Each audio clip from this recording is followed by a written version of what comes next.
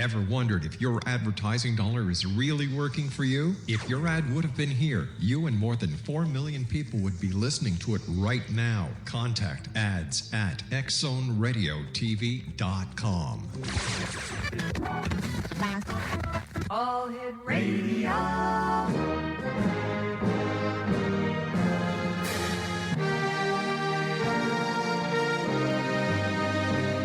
Welcome to the X Zone, a place where fact is fiction and fiction is reality. Now, here's your host, Rob McConnell.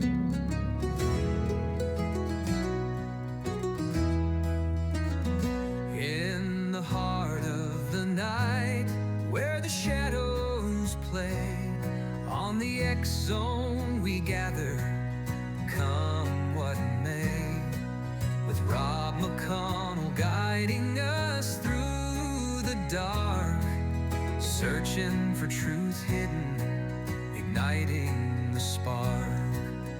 Whispers of spirits, both gentle and bold, tales of the ancients in the stories retold, from haunted old houses to the echoing halls, we seek the unknown where mystery calls.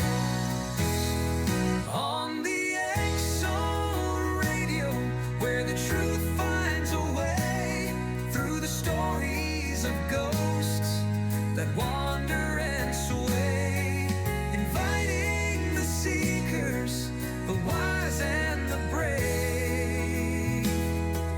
Join us each episode, let the curious say. With voices. And welcome back, everyone. This is the X Zone. I am Rob McConnell, coming to you from our broadcast center and studios in St. Catharines, Ontario, Canada, on the CanCom Broadcast Network, and on your hometown radio, Classic 1220 CFAJ AM, streaming us at classic1220.ca. My guest this hour is Kenneth Hopkins, and we're going to be talking to Kenneth about his new book entitled UFO Girl, Military Intelligence. And Kenneth, welcome back to the X Zone. It's been some time. Yeah, it's probably 2 years. My goodness. I'm not sure.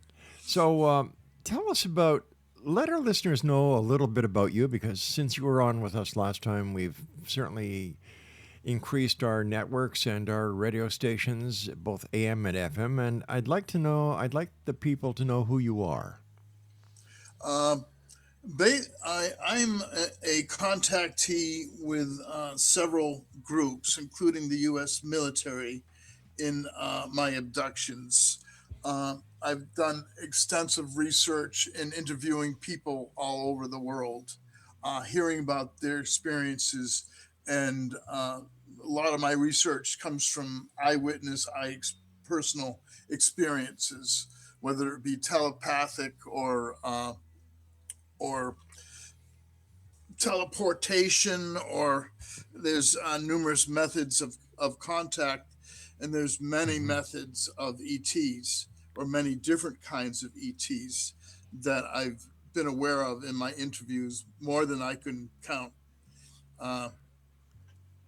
So when did all this start with you? When was your first encounter, or when did your experiences really start? Did they start later on in life, or did they start as a child? It occurred since infancy, but we have what we call blackouts and missing time. So I dealt with the blackouts the best I could. I didn't know what happened. Missing time was quite common. And then I became aware of my experiences in around 2000 through hypnosis, and flashbacks started coming, rather traumatic flashbacks. And that brought me to explore with hypnosis. And then I started interviewing others and hearing about their experiences and researching many other people's experiences with celestials. Kenneth, why do you think certain people are abducted and other people aren't? Well, in a lot of the ones that I talked to and interviewed, abduction started around birth. Mm-hmm. And so it was lifelong. Whether they were aware of it or not is the bigger issue, because in most cases they're not conscious. Um, in, for example, the teleportations, the plasma teleportations, in which I was teleported from my room at night, those came as dreams, as lucid dreams. I didn't realize, and a lot of people didn't realize, that they were experiencing the ETs in what they thought were dreams. And of course, in these lucid experiences, surgery was done to me. I awakened with surgical marks, and we refer to the process as plasma teleportation. The military uses it, and I've had military abductions with crafts that are identical to the Grey ships. One abduction in 1978, I didn't realize, of course, any of what was going on in the abductions until I started exploring it with hypnosis. We had a 16-hour, I and this young woman that I write about in the book had a 16-hour missing time blackout. And so that became the first thing the hypnotist and I were looking, was to find out what happened in that 16-hour blackout that we both had while driving in a car. Now, Exo Nation, the name of the book that Kenneth is talking about, it's called UFO Girl Military Intelligence, and it's available online at Amazon.com. Why do you think that that you have not only been abducted by the ETs, but also the military? There were three groups that were taking me at night. And the Greys, the Pleiadians, and a military group.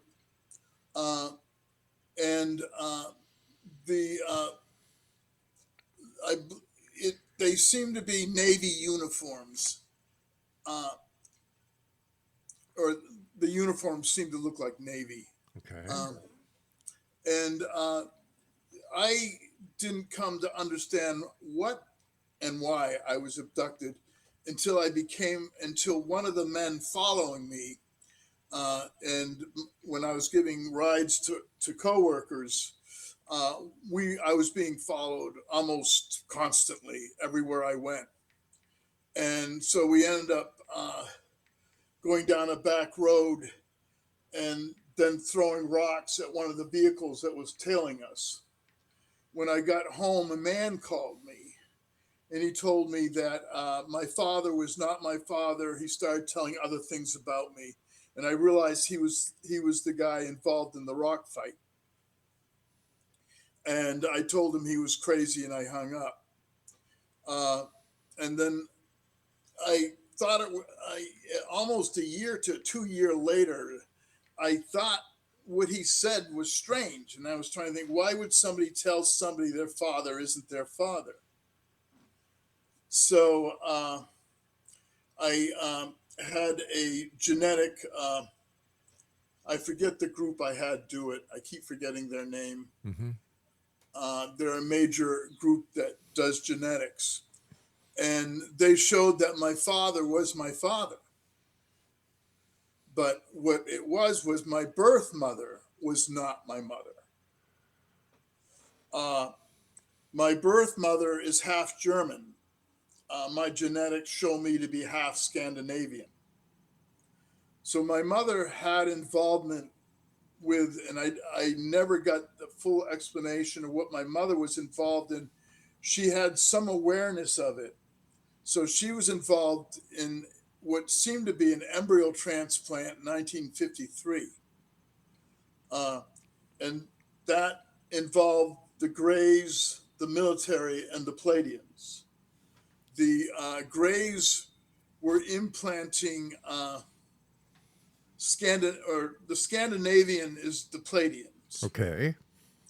And so I don't know, other than the fact, I can only surmise, because other than the fact that I'm not connected genetically to my mother, I had to have been an embryo implant. There's no other explanation for it.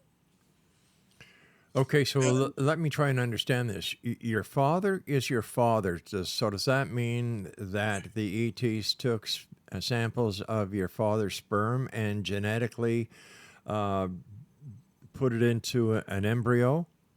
Yeah, with a Scandinavian woman's Okay, an now egg with a Scandinavian woman's genetics. so how did your father So, find you? well, the Greys take embryos and they take sperm. Mm-hmm.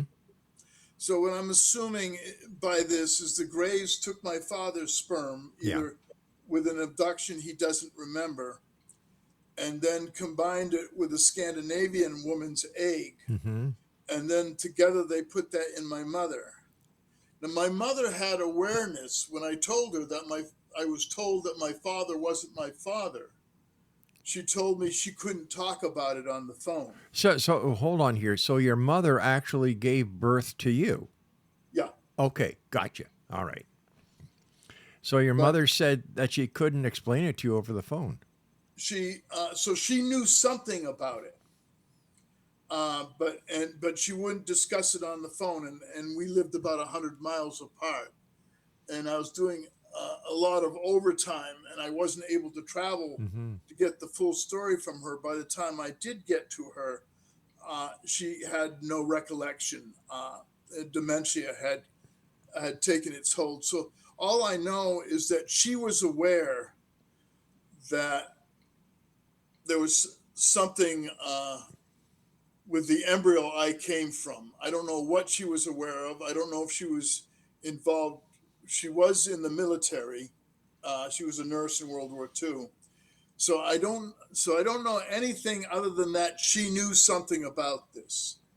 That's all I know.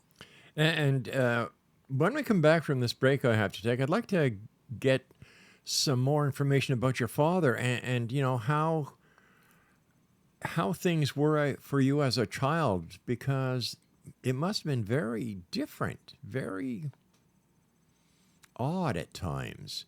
So please stand by, Kenneth. Exonation Kenneth Hopkins is my special guest.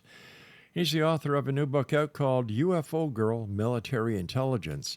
And if you'd like to find out more about Kevin, we will have as much information as we can on our website at xzbn.net. I'm Rob McConnell. This is the X Zone, a place where people dare to believe and dare to be heard Monday through Friday from 10 p.m. Eastern until midnight right here on the X Zone Broadcast Network, on CanCom Broadcast Network, and on your hometown radio, Classic 1220 CFAJ AM, streaming us at classic1220.ca. With Rob McConnell guiding us through the dark, searching for truth hidden, igniting the spark.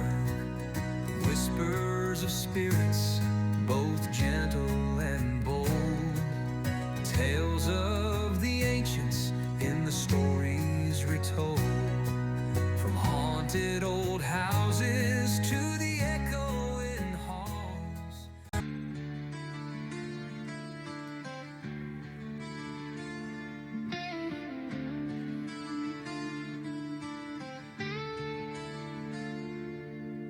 Blue light glow in a darkened room, a silent house, digital doom. Little eyes locked on a screen, living life through a machine. Mom and dad in the same old place, scrolling worlds but no embrace. Dinner's cold, no words are said. Another night, the silence spreads. We built the cage, then blamed the bars, pointing fingers at the stars. But truth don't hide behind a screen. It lives in what we've never seen. No praise is a child, no screen shows love, no algorithm sent from above. You can't outsource a heart, can't download a soul. When the damage is done, who's in control?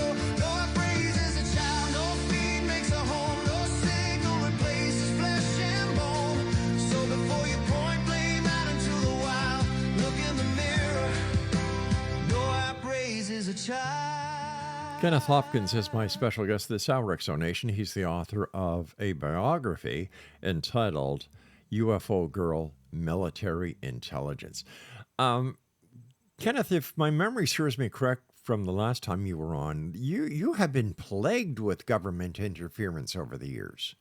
Yeah, a lot of surveillance, wiretap, home break-ins, and in this book that I finally got published, there was a lot of interference, including break-ins preceding the sending it out.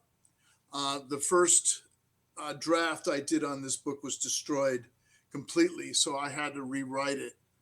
But the book, as it came out, it took me a lot of years to put the pieces together with hypnosis and memory recall and flashbacks. So it was kind of advantageous that they destroyed the first book because the second book was better written and much more truthful about, and I had much more knowledge on the experiences. Why do you think the military is so hell-bent on making your life a living hell? Because the military, I know I've been most of my life on a federal watch. And that, because when I tried to fight the wiretaps on the phones and so forth, I came to a dead end with the FCC, and I was told that they were approved taps, federally approved taps. At one point, the feds were involved. There was a series of homicides that are described in the book around the early abductions in '76. And then there was another homicide in '78 that I came under investigation for. One of the men that had followed me was taken by the ship that abducted me, which was a military ship. The military flies the Greys ships quite well. The military can do abductions. The military, it appears, can erase memory, because they did in that experience I had with them. But and that was a daytime abduction that occurred when I was walking to a job interview. That was with the military. And there was a lot of missing time episodes I wasn't aware of that came up with the hypnosis. And the one with the military was one that came up, and it was unusual because instead of Greys in the ship, there was men wearing uniforms in the ship. The name of your book is UFO Girl Military Intelligence. Now, who is the UFO girl? UFO girl she was out of the CIA MK Ultra projects. Are you familiar with those? Oh, I am only too well acquainted with the MK Ultra. Yeah, well, I was involved in that process as a child. I don't know if it was connected with the abductions or separate. The project I was involved in was done out of Boston Children's Hospital by a Dr. Vincent Perlow, where they put when I was age 6 or 7 was when they put the IVs, and when they recruited me into the MK Ultra project. I had no awareness, and I would have no memory of it. Those memories would come up with the hypnosis that would start in 2003. What are some of the most compelling experiences that you've described in your book? Well, I'll just touch on UFO girl. Because she was in the MK Ultra, she had a cerebral implant put in her head. And what happens with her is a big part of the book. She's also later in '81 shot by her husband and left for dead.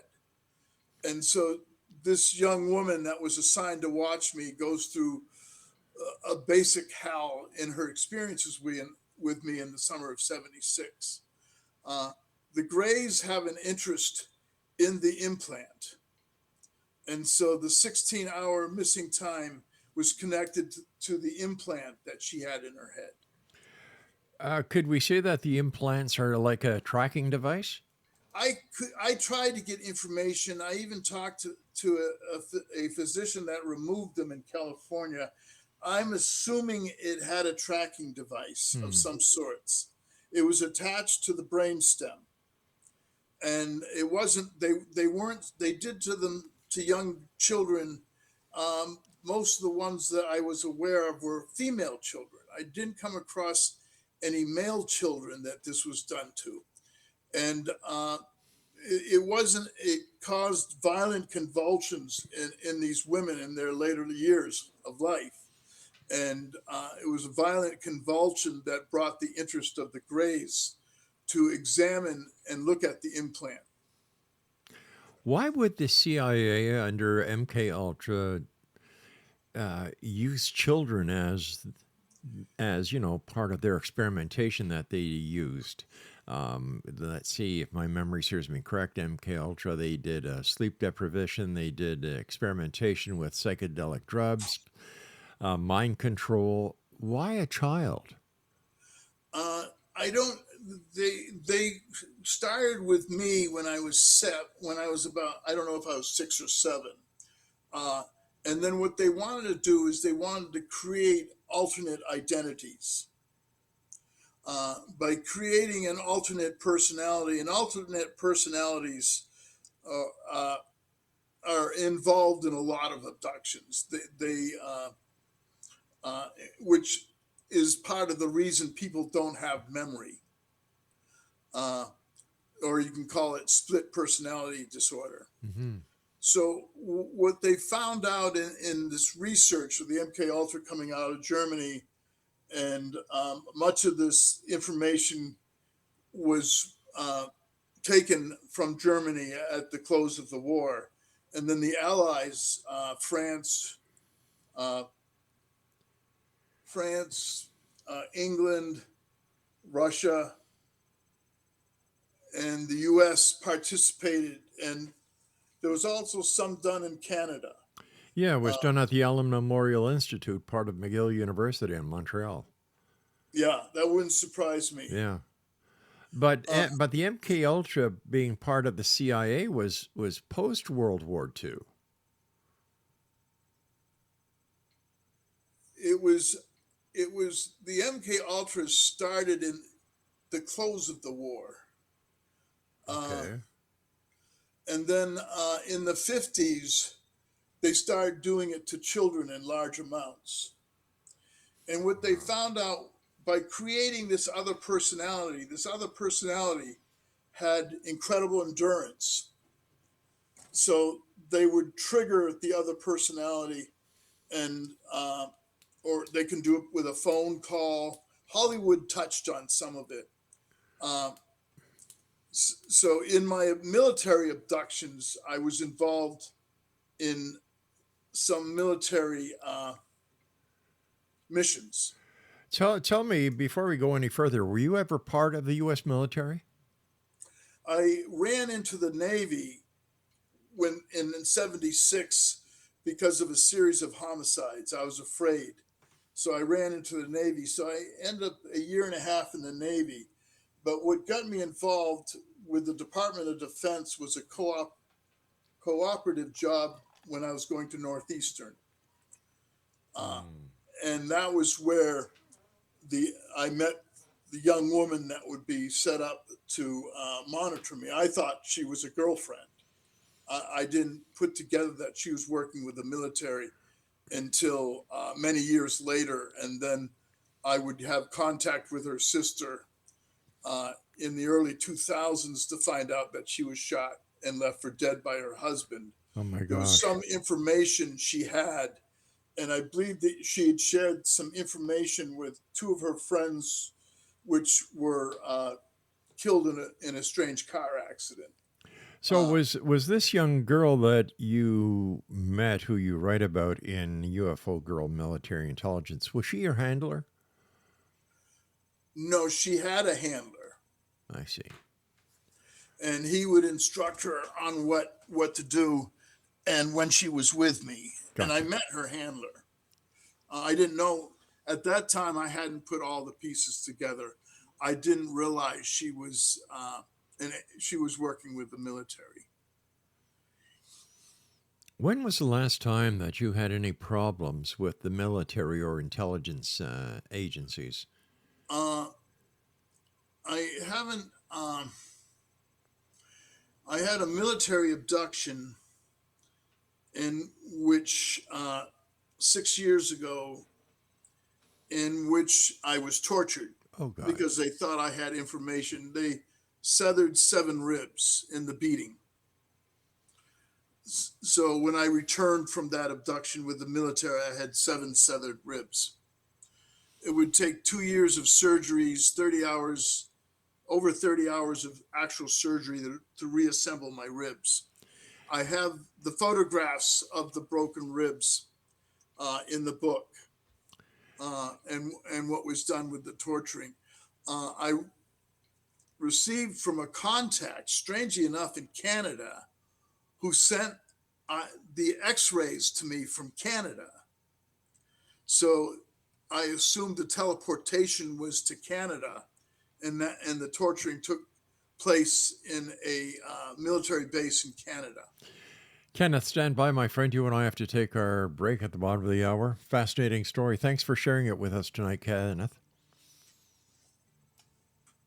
Are you still there, Kenneth? Yeah. Oh, okay. Thought maybe you got swiped out on us. No. All right, my friend. Stand by, Exonation. The name of Kenneth's book is UFO Girl, Military Intelligence. It's available on Amazon.com. This is the X Zone. I am Rob McConnell. Kenneth Hopkins and I return on the other side of this break as we continue this fascinating story. MK Ultra, the CIA, extraterrestrials, and much, much more. We'll be back as we continue here on the CanCom Broadcast Network and on your hometown radio, Classic 1220 CFAJ AM, broadcasting us throughout the entire province of Ontario, northern tiers of New York and Pennsylvania, and on classic1220.ca. Don't go away. So when the damage is done, who's in control? No upgrades as a child, no feed makes a home, no signal replaces flesh and bone. So before you point blame out into the wild, look in the mirror. No upgrades as a child.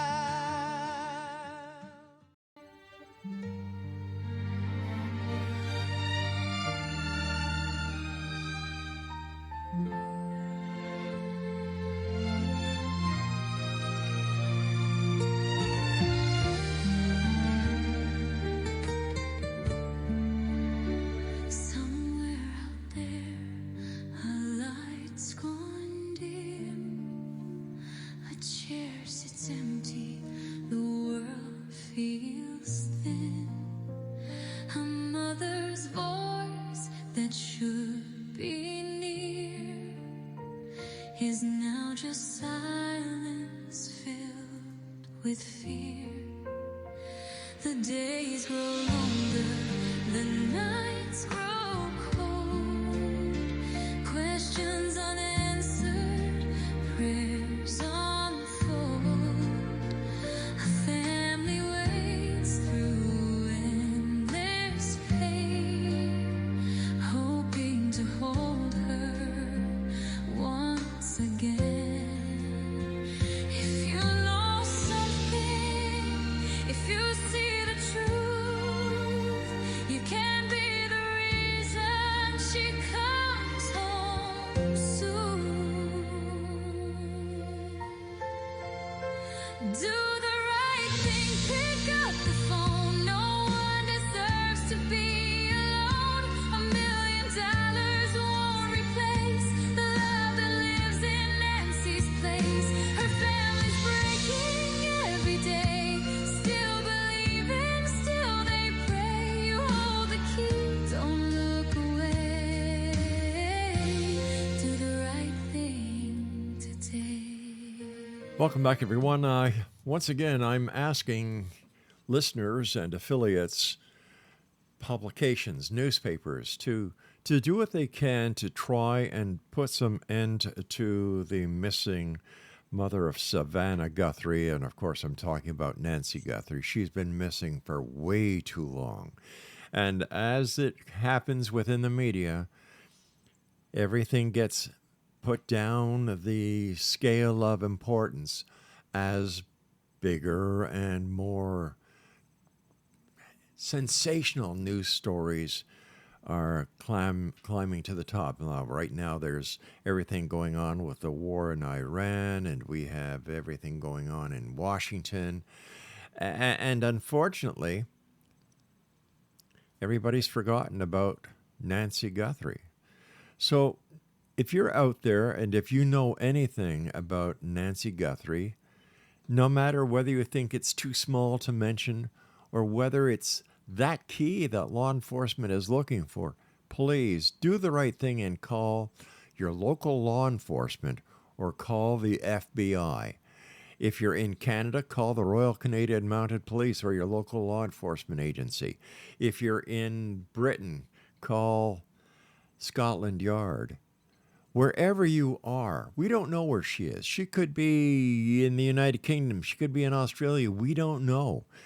And for somebody to go off the radar like Nancy Guthrie has gone, there has to be something somewhere, some little piece of evidence that's been overlooked, some little piece of evidence that you may know that will break this case wide open.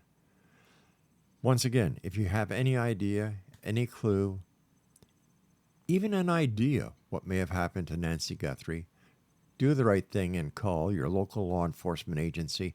In the United States, call the FBI, and here in Canada, call the Royal Canadian Mounted Police. My guest this hour is Kenneth Hopkins, and he's the author of a new book out called UFO Girl, Military Intelligence. And we were talking about the girl that is the subject of this book, UFO Girl. So please continue. So it was a lot of the trauma that I experienced was being witness to what was done to her. And so that's why I wrote this book in dedication to her. I'd like to just go back a moment or two when we were talking about the 7 broken ribs that you suffered. What were they trying to get out of you? What information do they think that you had that was so valuable, or you posed such a threat that they broke 7 of your ribs? There was another attempt at torture in 76.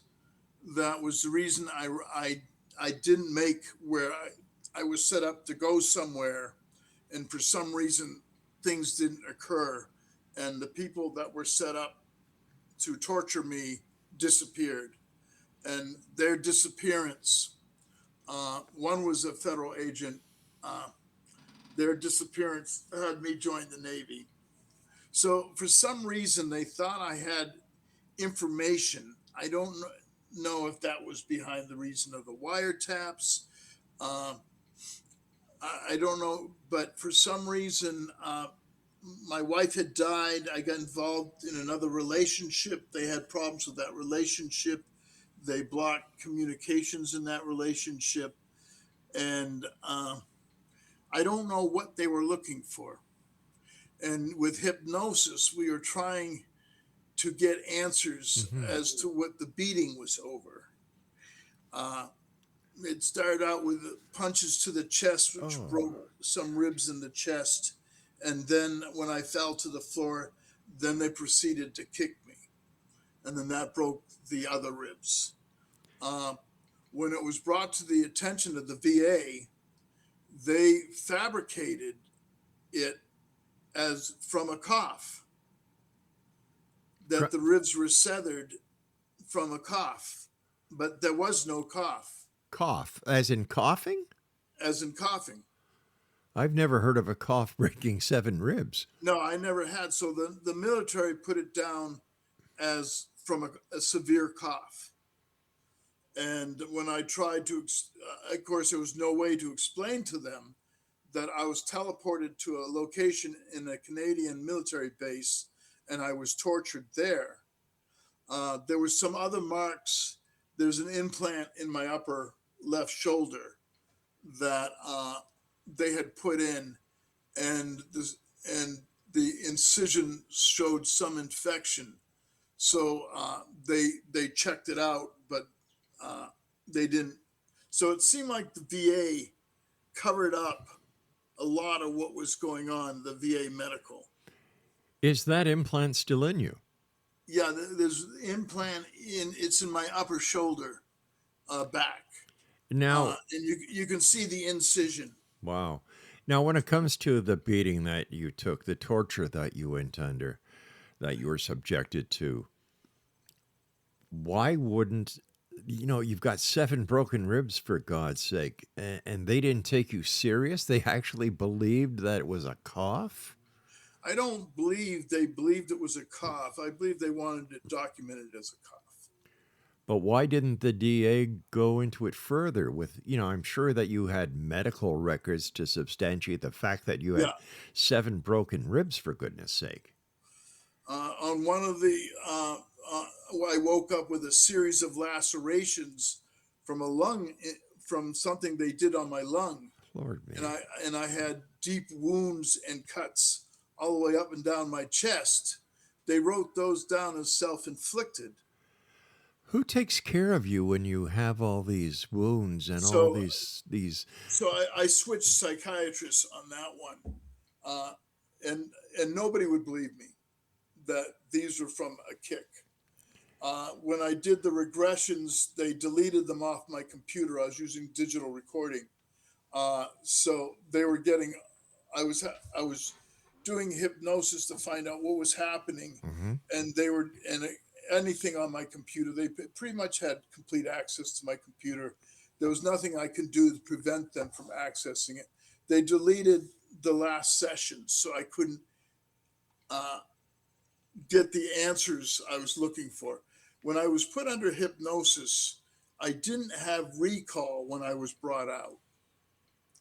So then I listened to the tapes, and that was how I got my information. So when they deleted the tapes, then I wasn't able to get all of the information from the hypnosis.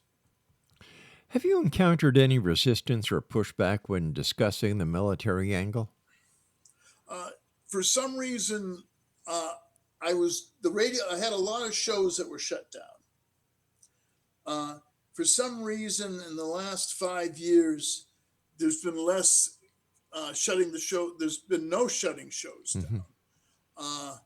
But often before I would be asking a particular subject, show would get shut down. They would shut it off by the connection to the computer. So, and then a lot of my writing was deleted as I wrote it. And that was, so when I was working on my last book, I had to do it in a library where I could get the security. I couldn't write on my home computer. So I don't know what they were with the wiretaps, what they were looking for, with the vehicle surveillance, what they were looking for. I don't really have any ideas what that was about. I know they knew I was involved in the genetics project. Where was this genetics project? That was the one I told you with my mother. Okay, right. So they were aware of that, but the man that was following me thought it was my father. Wasn't my father, but my father was my father. So what were you doing at Northeastern University? I was going to college there. I was studying criminal justice at the time. Oh, I see. And then I got this cooperative education job with the Department of Defense, and that's where everything went crazy. That's where surveillance, that's where I met the agent, the young woman. Right. Was in that facility. It was a top secret facility. I didn't know what top secret was about. I didn't put that together till decades later. In your opinion, Kenneth, how much does the public really know about UFO involvement with the military? Basically nothing. the meetings with the aliens in the Pentagon, beneath the Pentagon, the interactions between the ETs started in the 40s. I wasn't able to get much information on Truman, but the genetic projects were done. The meeting with Eisenhower, I believe, was 54. I was born in 53. So there was a lot more information and a lot more going on with the military in the 40s, in the late 40s. Right after And Roswell. I think that's where the genetic projects came out of. And so now I know the Pleiadians and the Greys in the military came together to do the Pleiadian hybrids.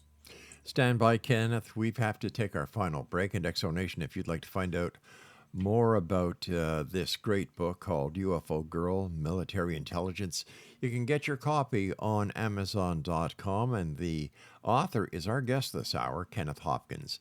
Kenneth and I will be back as we wrap up this hour of the X Zone on the other side of this short break. So whatever you do, don't go away now. The days grow longer, the nights grow cold. Questions unanswered, prayers unfold. A family waits through endless pain, hoping to hold her once again. If you lost something, if you Gods. Yeah. Breaking news on every screen. Check the vaults for little green. Government dusting folders old, looking for the saucers people told. Trump said, fine, let's open the stash. Find the aliens, clear the trash. People keep asking night and day. Let's see what's hiding in the USA. Hey, open the UFO files. Let's see what's there. Flying saucers, aliens, or just hot air.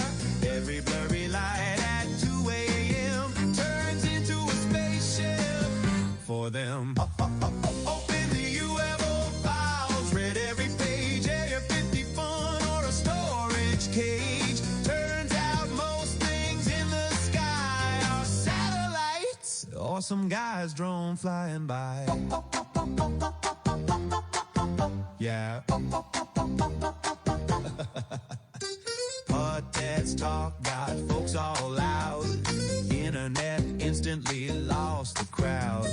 One guy yelling, they walk among us. Neighbors sue buying alien fungus. Scientists, science, coffee in hand. Universe big, please understand.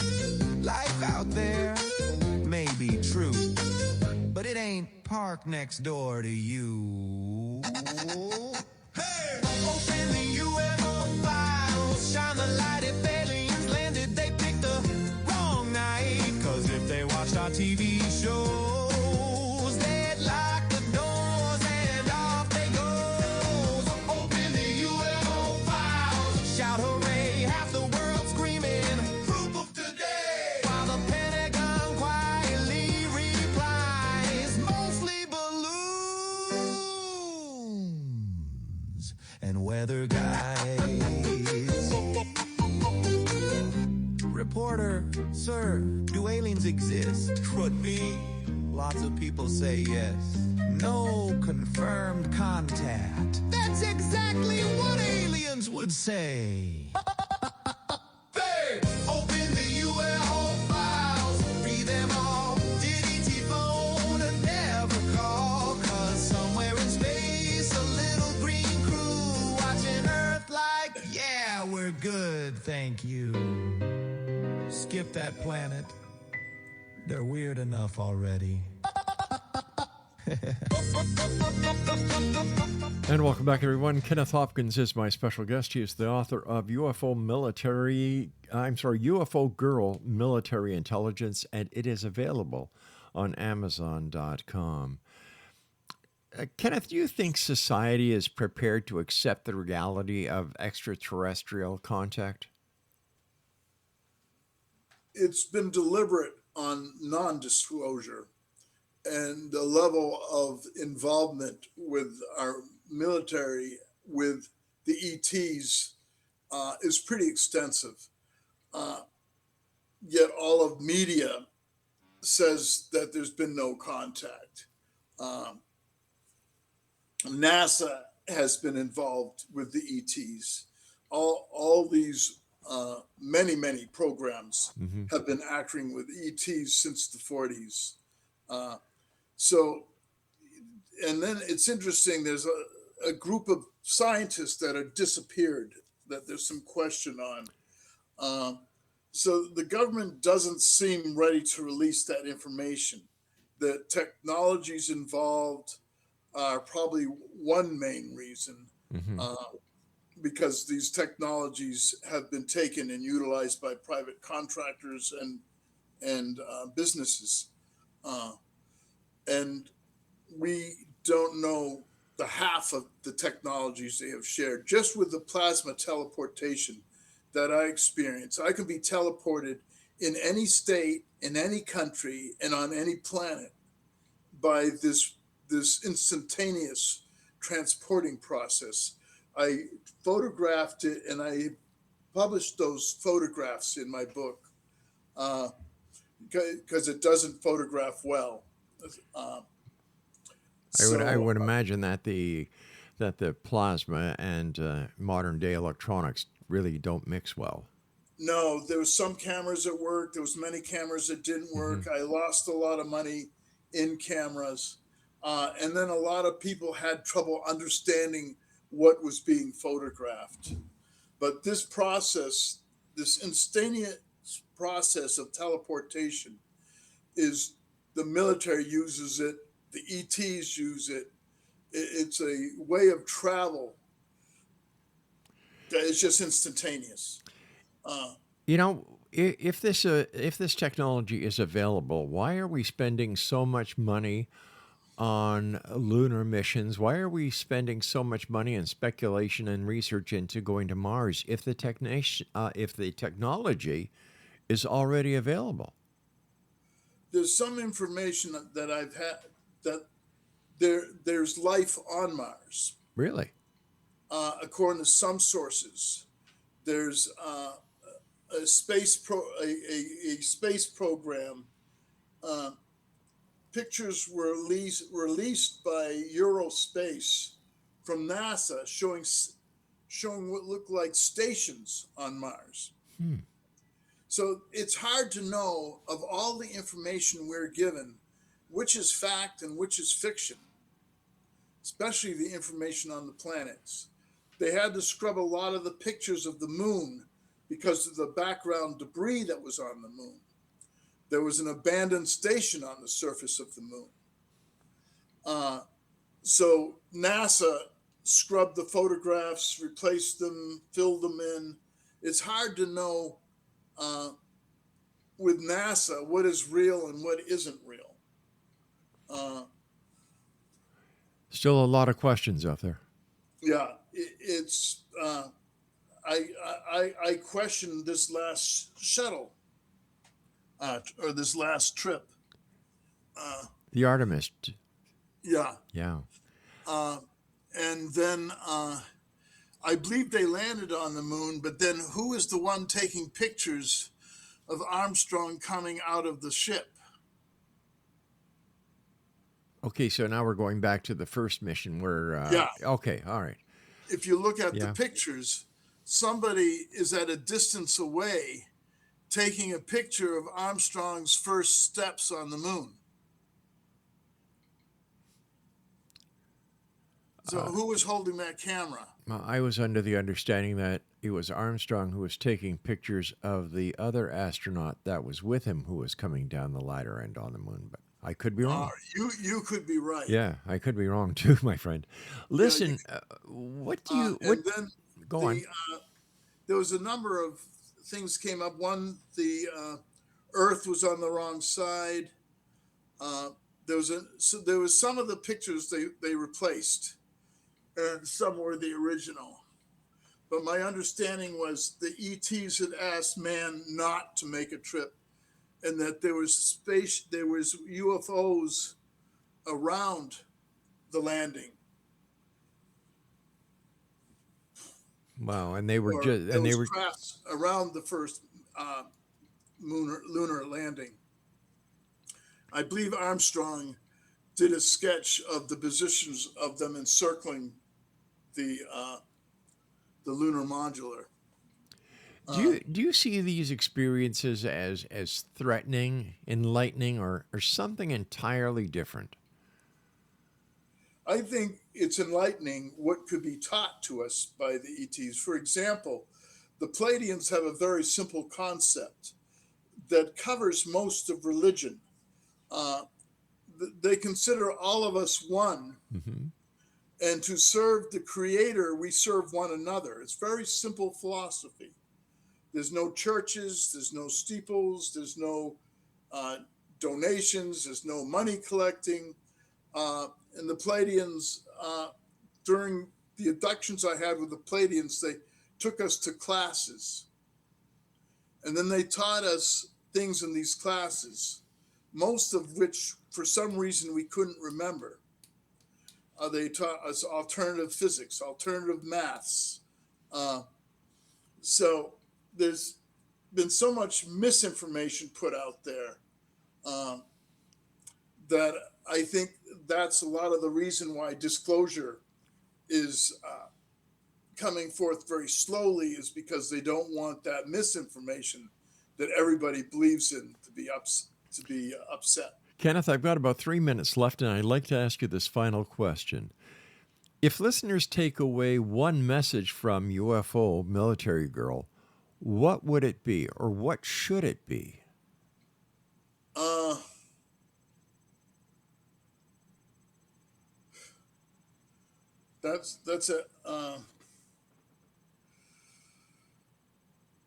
That there's many of us interacting with celestials. That would be the main thing I would take away in that book. That the celestials have much to offer us. And it would be good for that information to be made available to everyone. You know, with what you've told us tonight about what you've gone through at the hands of the military, the ETs themselves,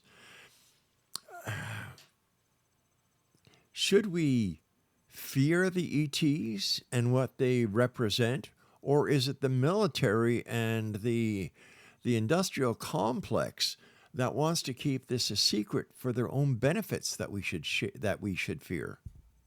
I think we have more to fear with the military and the civilians involved with the ETs than we do with the ETs.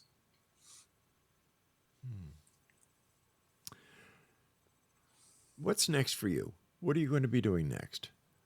Well, I'm hoping where sales are starting to come up on this book, I would like to get the financing for my next book, which I completed.